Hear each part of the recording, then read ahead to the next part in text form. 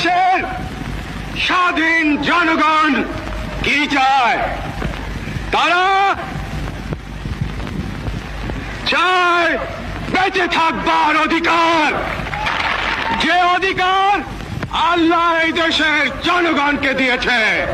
প্রিয় ভাইয়েরা, আমরা বেঁচে থাকবার মতো বেঁচে থাকতে চাই। যারা আছেন আপনারাই আগামী দিন দেশকে নেতৃত্ব দিবেন, দেশকে গড়ে তুলবেন। এই দায়িত্ব তরুণ প্রজন্মের সদস্যদেরকে আজ গ্রহণ করতে হবে, যাতে করে এই দেশকে আমরা সুন্দরভাবে গড়ে তুলতে পারি।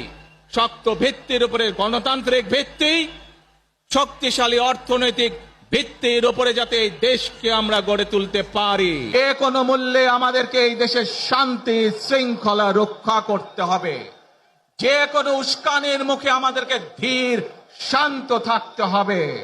প্রিয় ভাই বোনেরা, আমরা দেশের শান্তি চাই, আমরা দেশের শান্তি চাই, আমরা দেশের শান্তি চাই। I have a plan